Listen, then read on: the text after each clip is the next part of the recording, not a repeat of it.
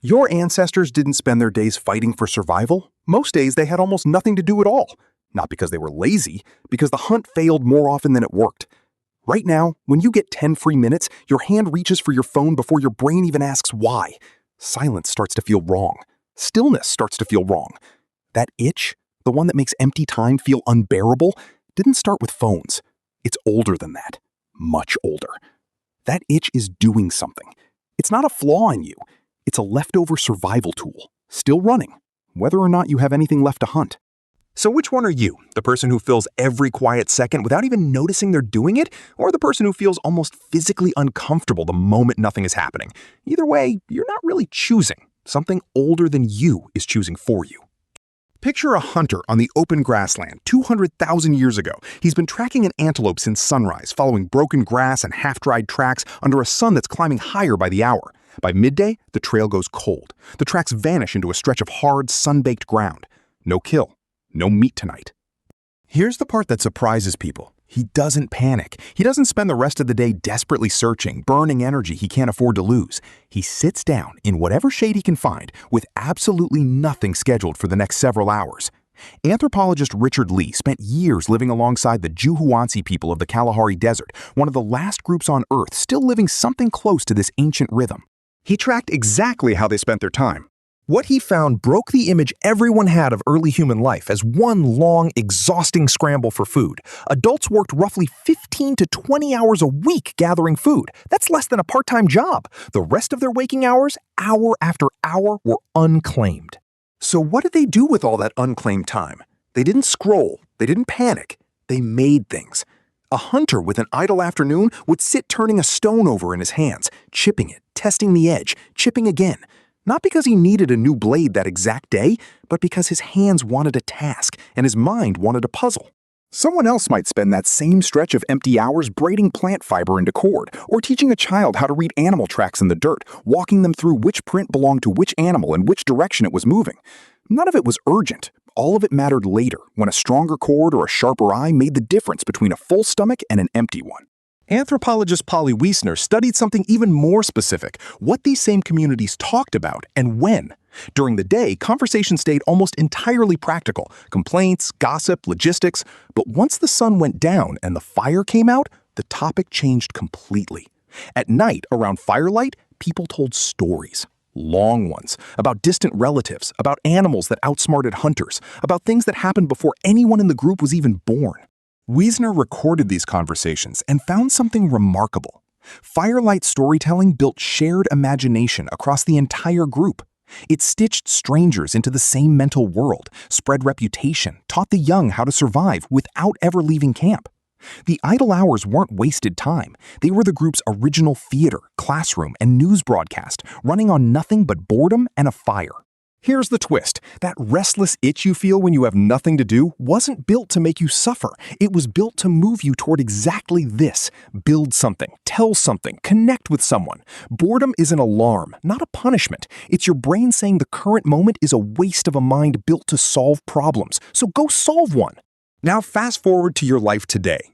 Your ancestors filled empty time with tasks that built something real. A sharper blade, a stronger story, a tighter bond with the people around the fire. You fill empty time with something engineered to feel like all three, without actually giving you any of them. If you've ever noticed you reach for your phone before you've even registered you're bored, that's not weak willpower. That's the ancient alarm going off exactly on schedule, and modern technology answering it before you get the chance to answer it yourself.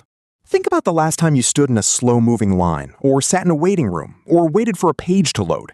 Your thumb was probably already moving toward your pocket before your eyes even landed on the delay.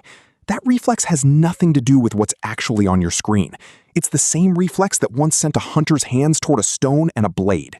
Here's something slightly uncomfortable to sit with. If you can't make it through 5 idle minutes without reaching for a screen, your ancestors, who sat with nothing for hours every single day, genuinely had more mental discipline than you do.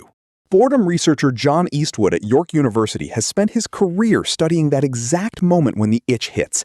What he found is that boredom isn't simply nothing happening. It's your mind actively wanting to be engaged and finding nothing worth engaging with. Under that pressure, most people grab whatever is nearest, even when it's worse than doing nothing at all.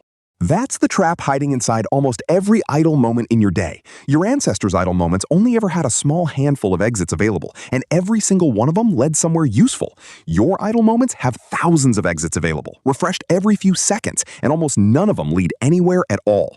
If you want to know what else evolution wired into you long before the modern world had any right to exist, subscribe to Neanderthink, because this itch is only the beginning. In one striking experiment, researchers left volunteers alone in a bare room for 15 minutes with only one option available: press a button and give themselves a mild electric shock. No phone, no task, just their own thoughts. A surprising number of people chose the shock, repeatedly, over sitting quietly with nothing. That's the mismatch, laid bare.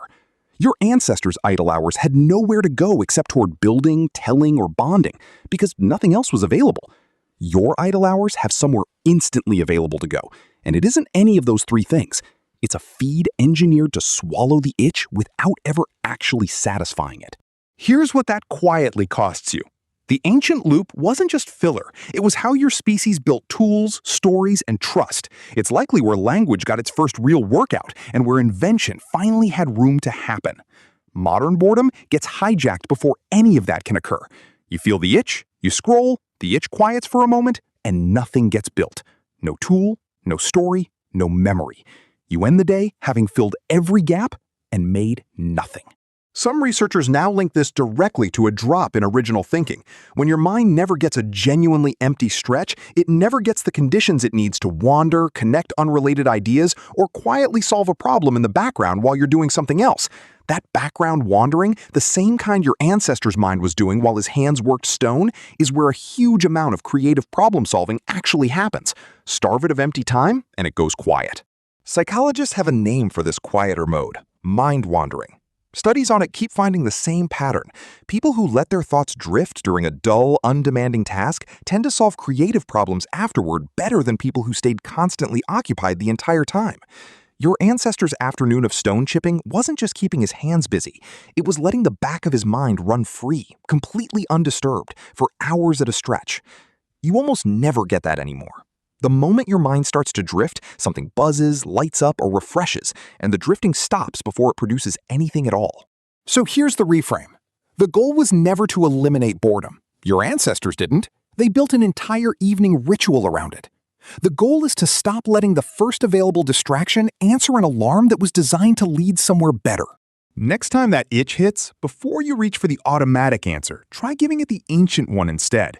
Walk without your phone in your hand. Turn a problem over in your head the way that hunter turned the stone. Tell someone a real story instead of sending them a link.